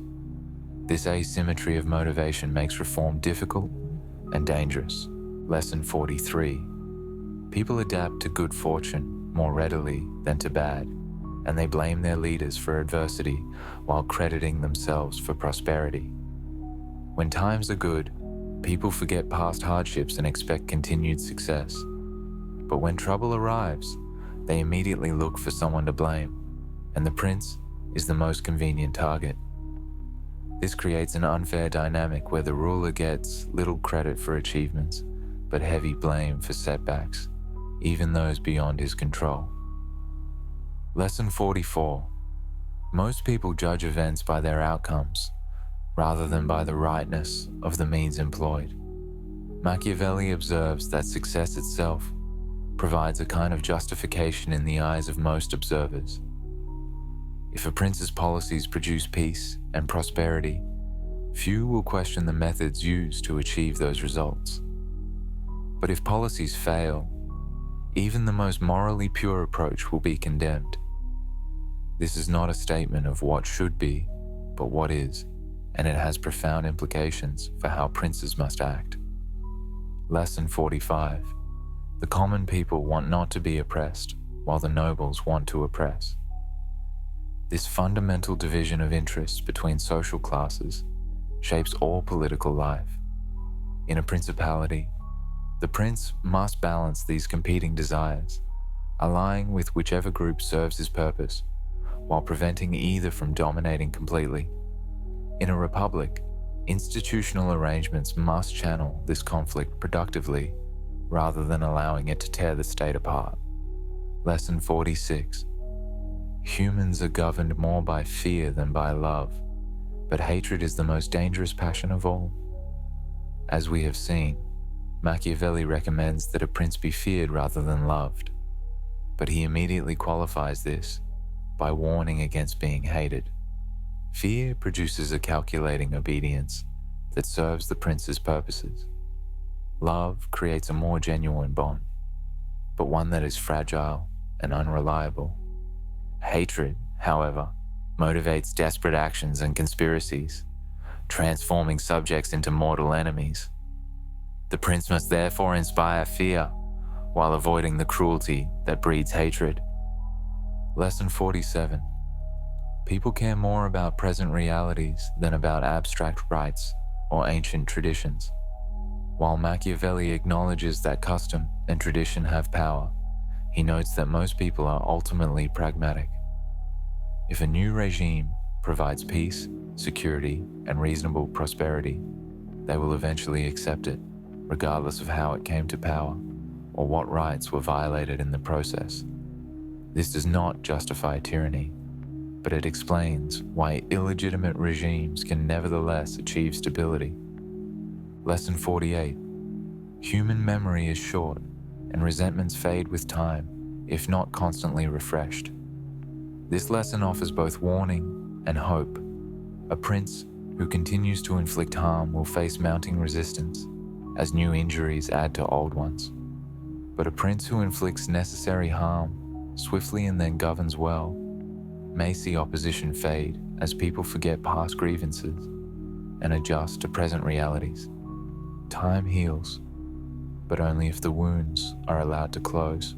Lesson 49. People value their honor and reputation sometimes more than their material interests or even their lives. Machiavelli, despite his reputation for cynicism, recognizes that humans are not purely selfish creatures. They care deeply about how they are perceived by others and will make significant sacrifices to defend their honor. A wise prince understands this and avoids unnecessarily humiliating people, even defeated enemies, for such insults create implacable foes. Lesson 50. The multitude is wiser and more constant than a prince. This surprising claim appears in the Discourses and reflects Machiavelli's republican convictions. While individual people may be foolish and fickle, the collective judgment of the people over time tends toward wisdom and stability. The masses are less easily deceived than one might think, and more capable of recognizing their true interests. This provides a foundation for Machiavelli's belief in republican government, which harnesses the collective wisdom of the people through proper institutions. These lessons on human nature reveal Machiavelli's sophistication as a psychologist. He sees people clearly, without either idealizing their virtue or exaggerating their vice. He understands that humans are complex creatures, capable of both nobility and baseness, driven by a mixture of rational calculation and powerful emotion. And he insists that effective political action must be grounded in this realistic understanding, rather than in wishful thinking about human perfectibility. Statecraft and Strategy, Lessons 51 through 63. We turn now to lessons concerning the practical arts of statecraft, the strategies and techniques by which states are built, maintained, and reformed. Lesson 51. The prince must establish good laws and good arms, for without arms, laws have no force, and without laws, arms produce only chaos. These two foundations of the state must work together. Military power without legal order degenerates into brigandage and oppression. Legal order without military power cannot defend itself against external enemies or internal rebellion. The successful state combines both, using force to establish and defend law, and law to channel and legitimize force. Lesson 52. Fortresses may be useful or harmful, depending on circumstances. Machiavelli observes that some princes rely on fortresses to control their territory and defend against rebellion, while others shun them as expensive and sometimes dangerous. The key is understanding that fortresses are no substitute for the people's support. A prince who is hated by his subjects may find his fortresses turn into prisons, while a prince who is loved has little need of such defensive works. Military architecture must serve political strategy, not replace it. Lesson 53. A prince must appear to take sides in external conflicts, not remain neutral. Neutrality may seem safe, but it actually leaves the prince vulnerable. The winner of the conflict will not be grateful to the neutral party and may turn on it next, while the loser resents the failure to provide support. Better to choose a side, gain a clear ally, and shape the outcome. Even if one's chosen side loses, one gains reputation for loyalty and can negotiate from a position of honor rather than opportunistic weakness. Lesson 54. Divide your enemies but unite your friends. A prince facing multiple opponents should seek to sow discord among them, making separate agreements, exploiting their different interests, and preventing them from combining against him. Meanwhile, the prince should work to unite and strengthen alliances with his supporters, presenting a united front to external threats. This requires constant diplomatic effort and careful attention to the shifting landscape of interests and loyalties. Lesson 55. Reform is most dangerous in its middle stages. When a prince undertakes significant changes to the state, he faces the greatest peril, not at the beginning or end, but in the middle of the process. At first, opposition may be disorganized and confused. At the end, if the reforms succeed, they create their own support. But in the middle, the old order has been disrupted enough to create determined opposition, while the new order has not yet established itself sufficiently to provide security. Many reform efforts fail during this vulnerable period. Lesson 56. Hereditary princes can govern with less skill than new princes because custom supports their authority. The people are accustomed to the hereditary prince's family and accept his rule as natural. He can make moderate errors without losing his state. But the new prince must prove himself constantly, for he lacks the cushion of tradition, and any misstep may prove fatal. This is why Machiavelli focuses primarily on new princes in his advice, for they face the most challenging circumstances, and therefore reveal most clearly the principles of effective rule. Lesson 57. The prince who relies on others' power builds on unstable ground. Whether depending on foreign armies, powerful nobles, or institutional structures not of his own making, such a prince lacks control over the foundations of his authority.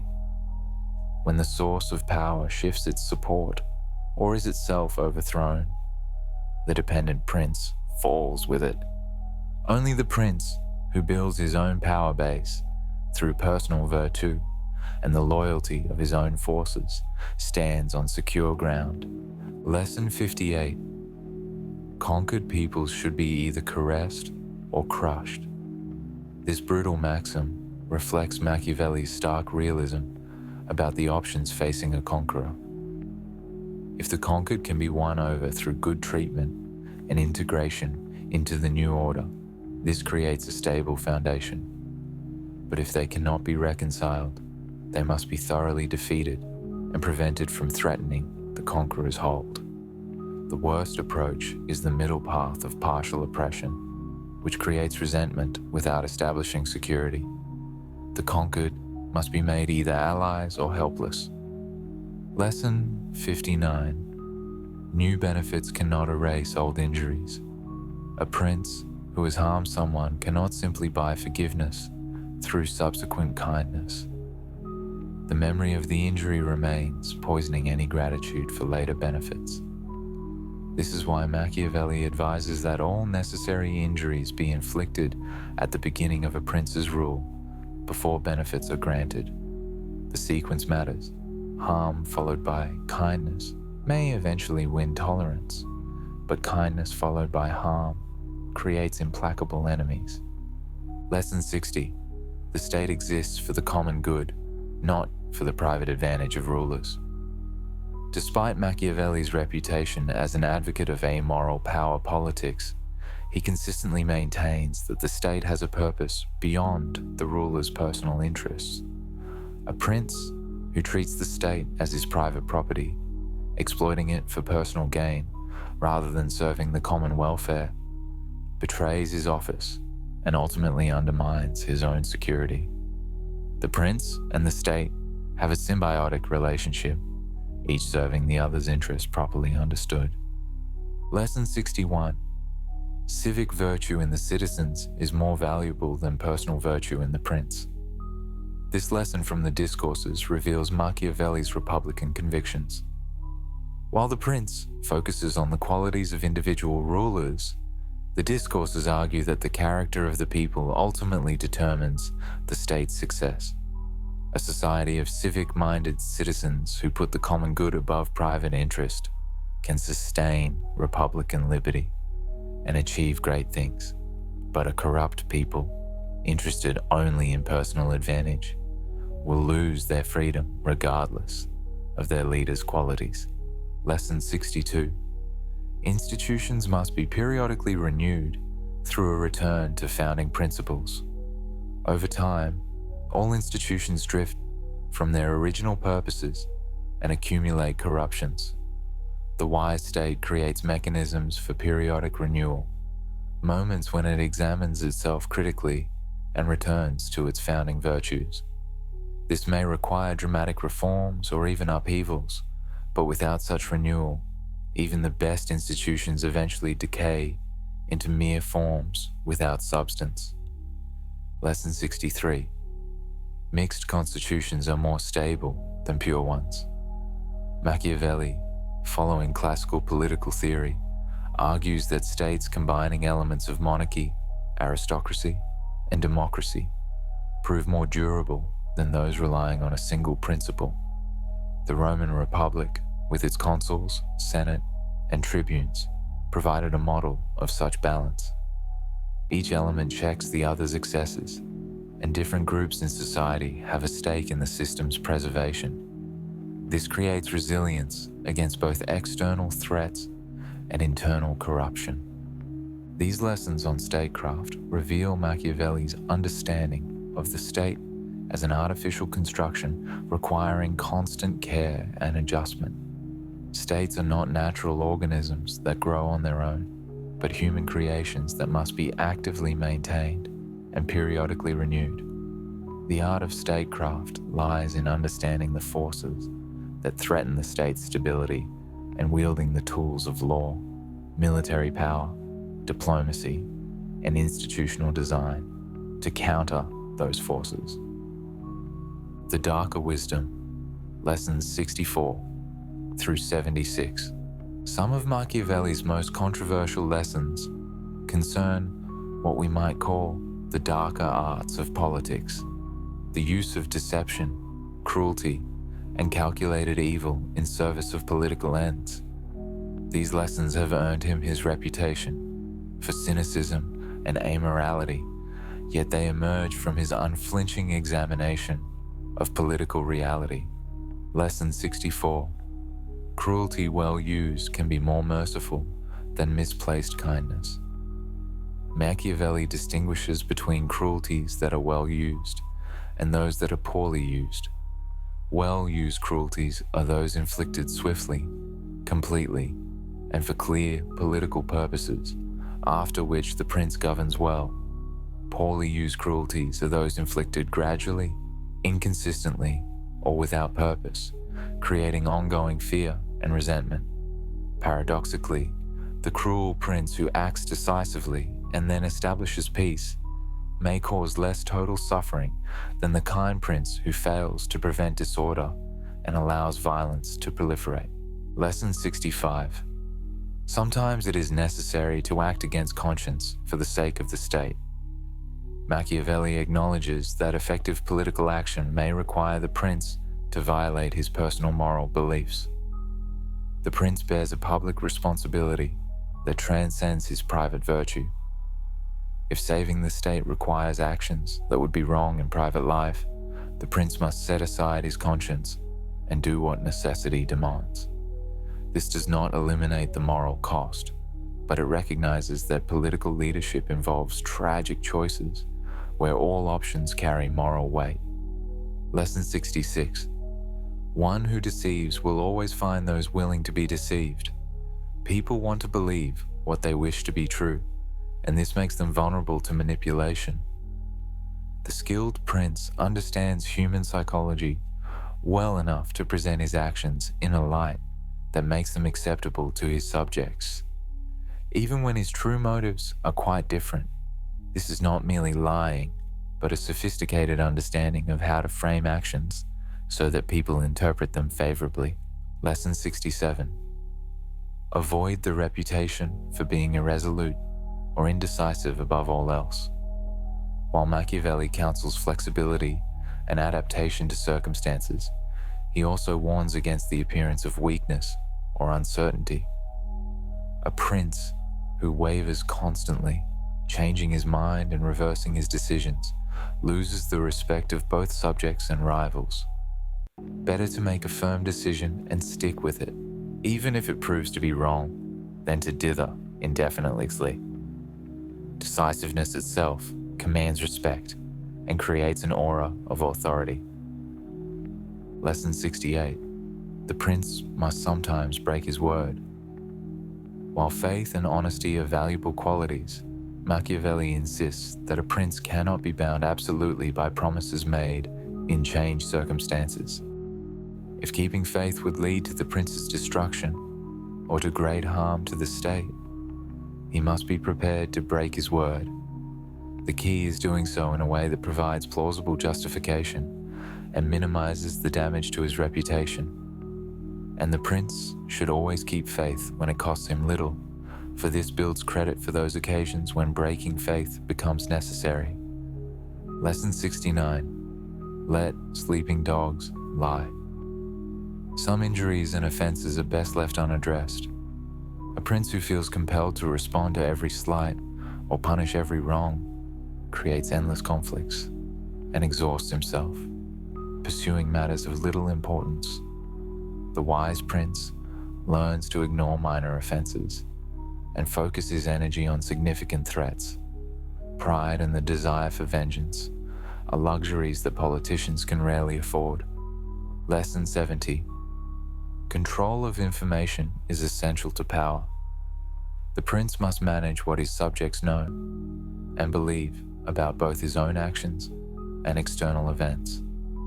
This does not mean creating a false reality, but it does mean shaping narratives, emphasizing certain facts while downplaying others, and preventing his enemies from controlling the story. In Machiavelli's time, this meant managing rumor and controlling access to the prince's person. In our time, it extends to media and information systems, but the principle remains the same. Lesson 71. Eliminate potential rivals completely, or not at all. A prince who injures someone powerful but does not destroy them completely creates a dangerous enemy who will work constantly for revenge. Better to avoid making such enemies if possible, but if conflict is unavoidable, it must be prosecuted to complete victory. Half measures in dealing with potential threats are always dangerous, for they combine the costs of conflict with the ongoing risk of a still viable opponent. Lesson 72. In politics, there are no permanent friends or permanent enemies, only permanent interests. Machiavelli observes that alliances shift constantly as circumstances change. Yesterday's ally may become tomorrow's enemy, and vice versa. The wise prince understands this fluidity and does not let sentiment or past relationships cloud his judgment about present interests. He maintains flexibility in his alliances and avoids burning bridges unnecessarily, for today's enemy may need to be tomorrow's ally. Lesson 73. Use religion as an instrument of statecraft. While Machiavelli was personally skeptical of religious claims, he recognized religion's power over people's hearts and minds. A prince should therefore appear devout and should support religious institutions insofar as they strengthen social cohesion and moral order.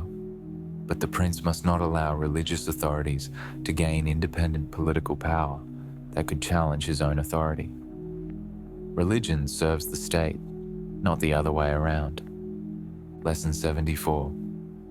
The end may justify the means, but only when the end is the preservation and welfare of the state. This is the closest Machiavelli comes to stating the principle often attributed to him, but never quite so boldly expressed in his works. He does believe that political necessity can justify actions that would be immoral in private life. But this justification holds only when the action genuinely serves the state's preservation and the common good. Personal ambition or private gain cannot justify evil acts, only the genuine requirements of political responsibility. Lesson 75.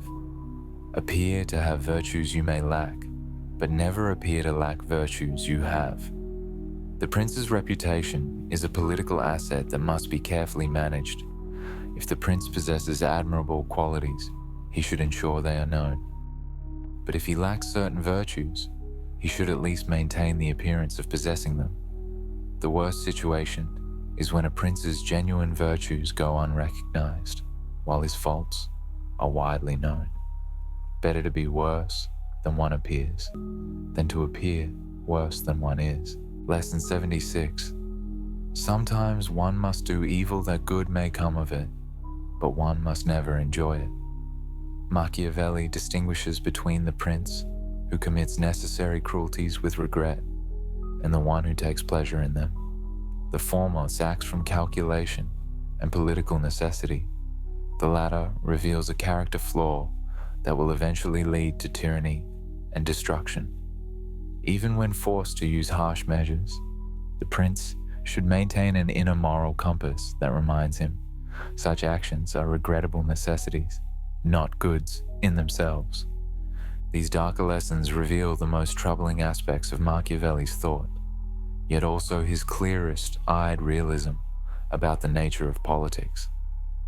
He does not celebrate cruelty or deception, but he refuses to pretend that politics can operate entirely according to the rules of private morality. The political leader bears responsibilities that sometimes require terrible choices, and Machiavelli insists on acknowledging this reality rather than hiding behind comfortable illusions. Republican Ideals, Lessons 77 through 88. While the prince focuses on monarchical rule, much of Machiavelli's thought, particularly in the Discourses, concerns republican government. These lessons reveal his belief that republics, properly constituted, represent the highest form of political organization. Lesson 77. Liberty is the highest political good. A free people, governing themselves through republican institutions, achieve greater happiness and accomplish more than subjects living under a prince, however benevolent. Freedom unleashes human creativity and energy, allowing citizens to pursue their ambitions within the framework of law. This creates a dynamic society capable of great achievements. Lesson 78. Conflict between social classes, properly channeled, strengthens rather than weakens a republic. Machiavelli shocked his contemporaries by praising the tumults and conflicts that marked Roman Republican history.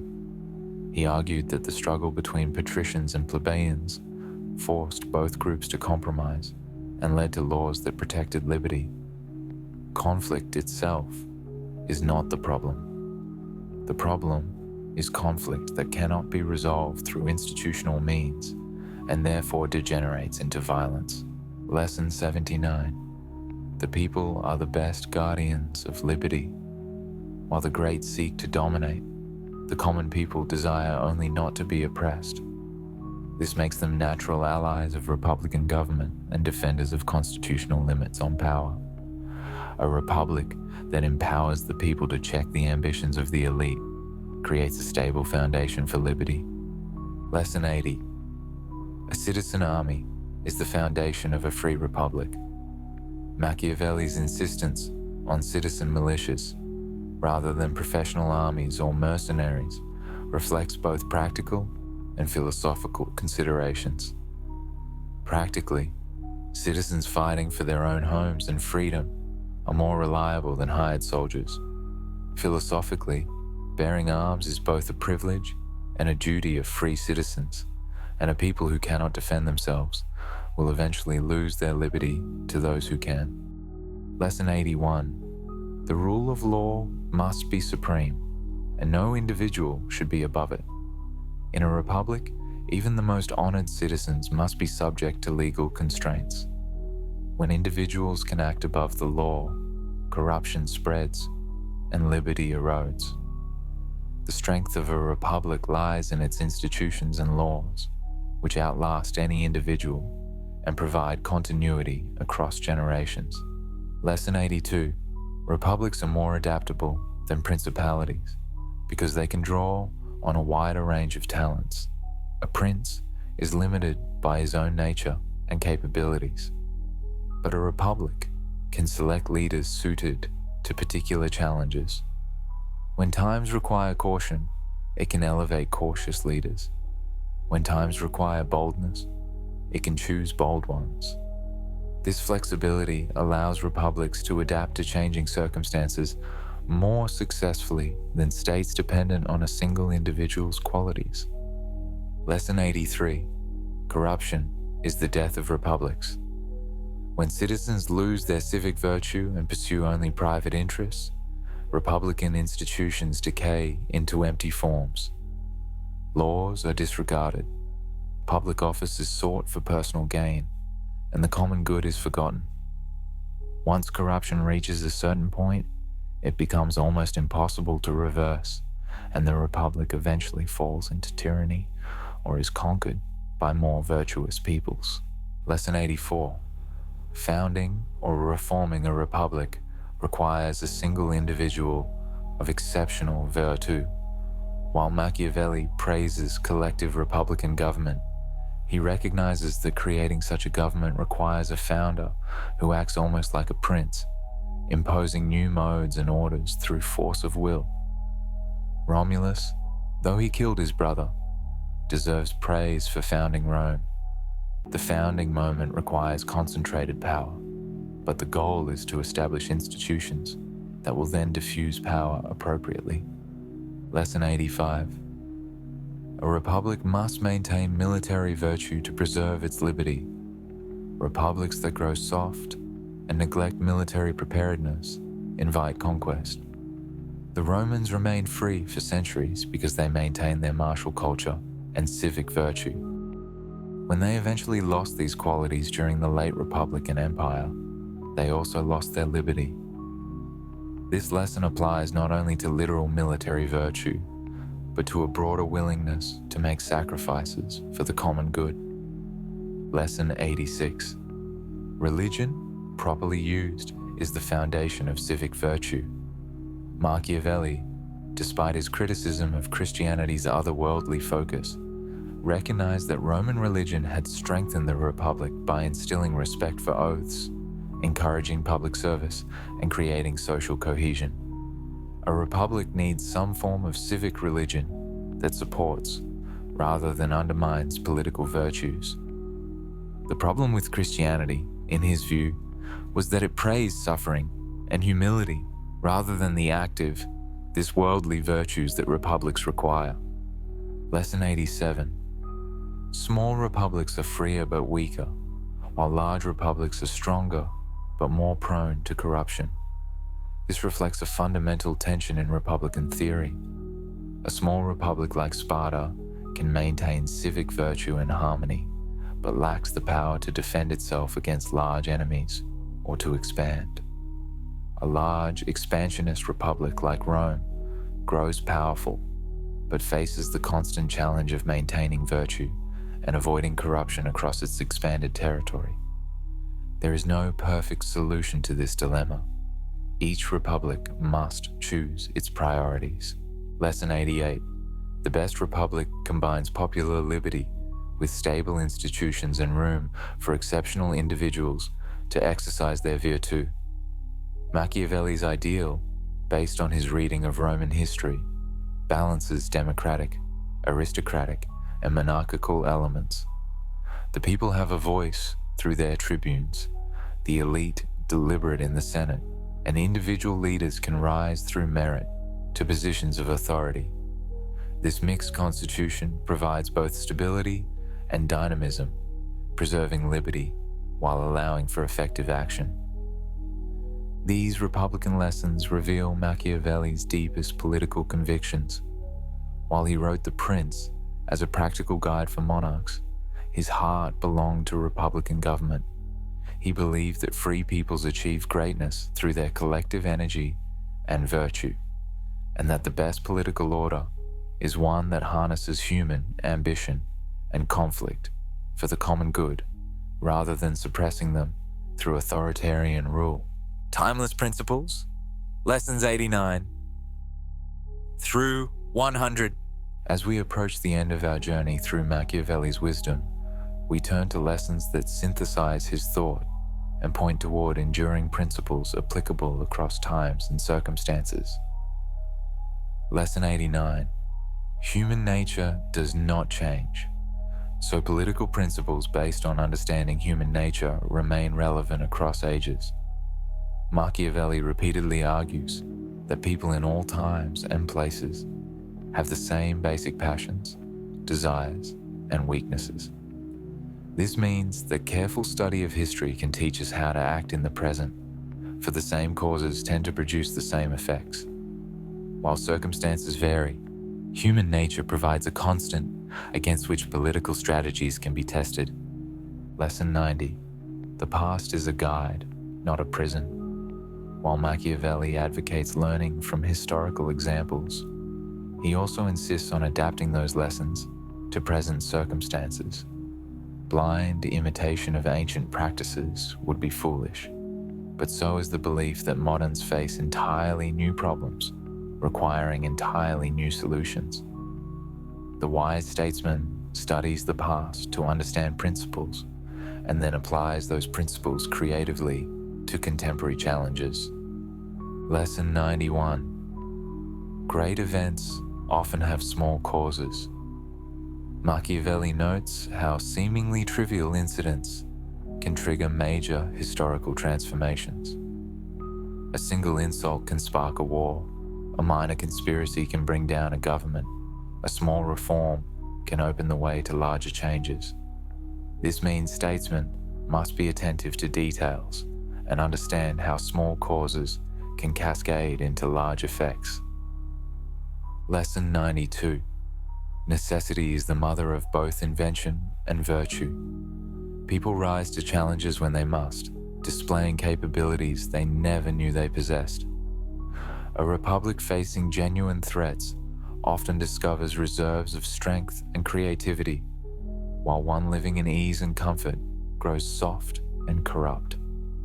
This is why Machiavelli sometimes seems to praise adversity. It forces individuals and societies to develop their virtue.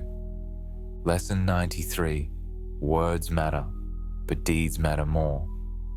A prince can make grand speeches and noble promises, but ultimately he will be judged by results. What has he actually accomplished? Has he preserved and strengthened the state? Has he defended his people's interests? Rhetoric and propaganda have their place, but they cannot substitute for effective action. Lesson 94.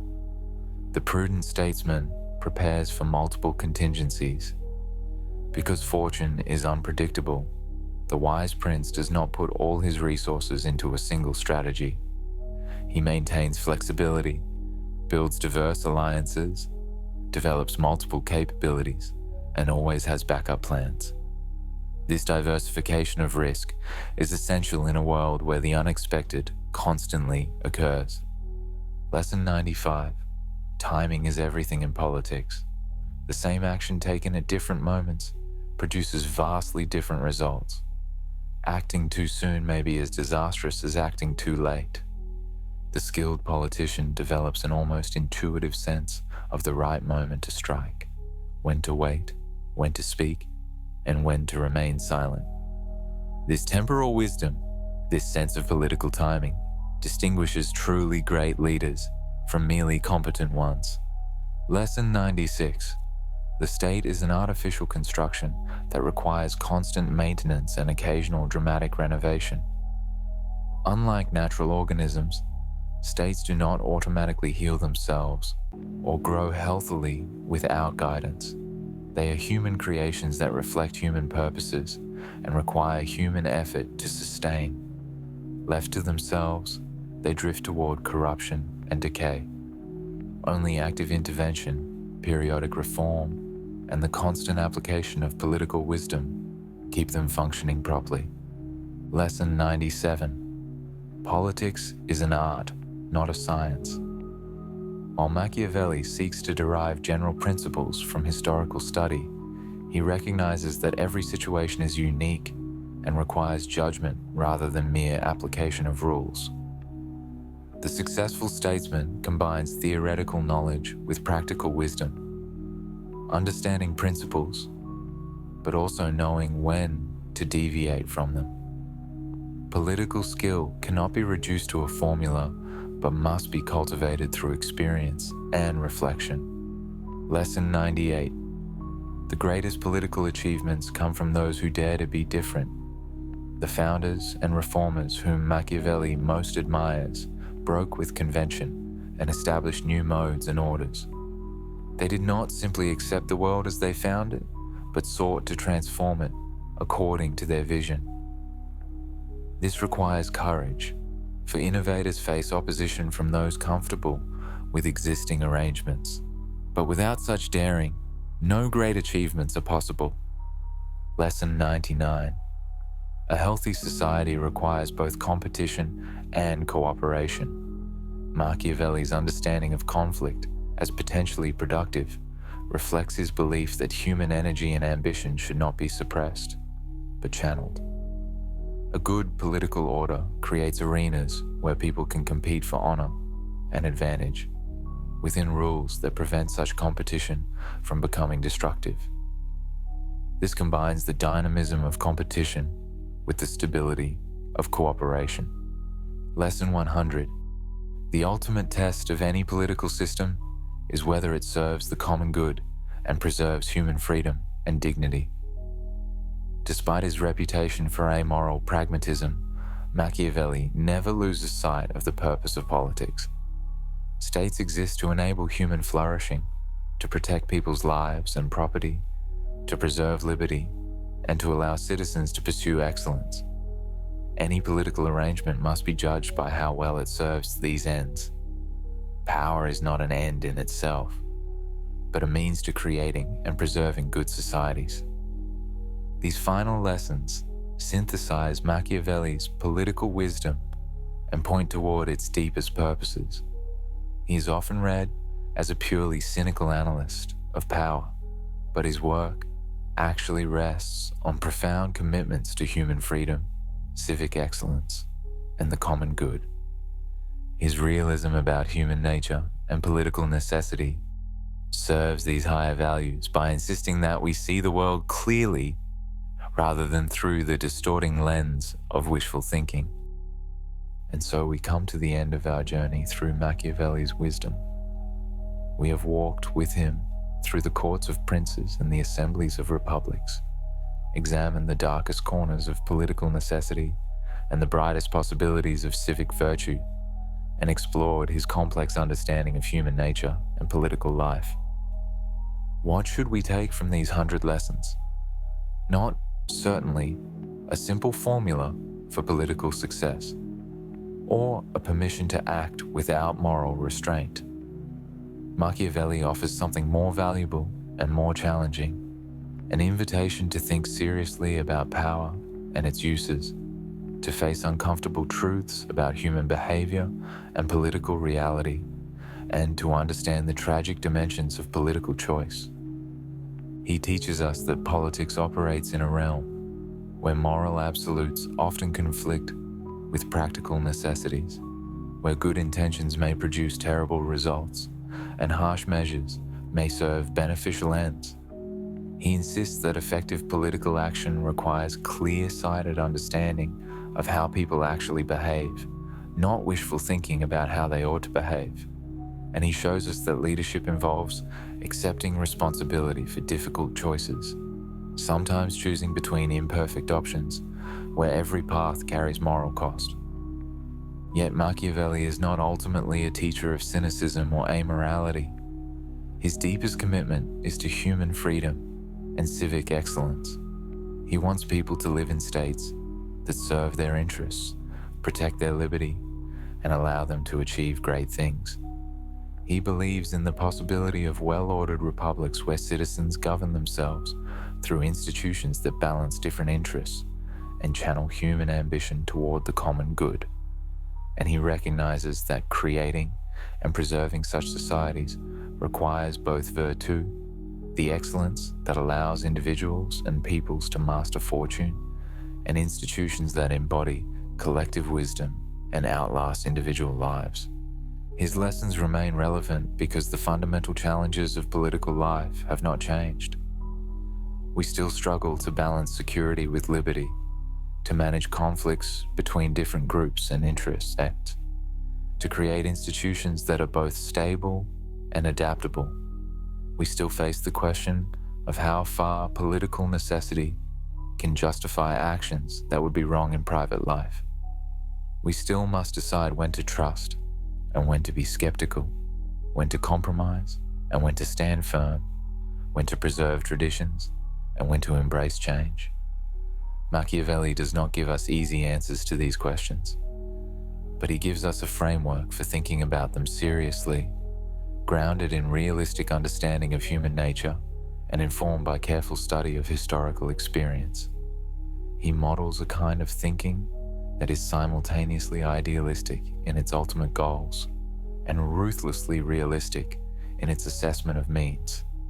And he reminds us that politics matters, that the quality of our political institutions and the skill of our political leaders profoundly affect human flourishing. As you drift towards sleep tonight, perhaps some of these lessons will linger in your mind.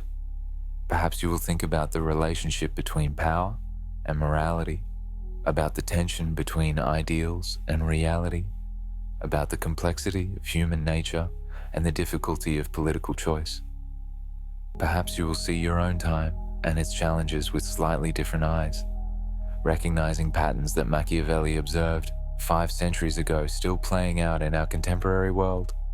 If this exploration has given you something to think about, if it has helped you see politics and power with greater clarity, or if it has simply provided a peaceful way to end your day, then consider liking and subscribing to the channel. It helps others find their way here too, and supports the creation of more content like this.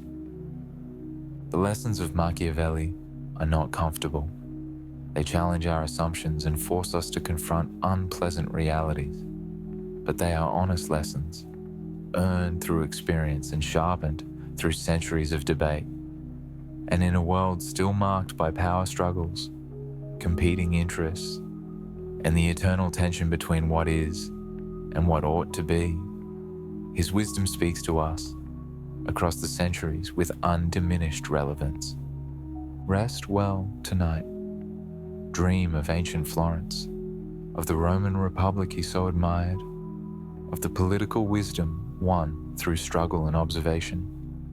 Dream of human possibility and human limitation, of the endless dance between virtue and fortune, and of the complex, challenging, endlessly fascinating arena of political life.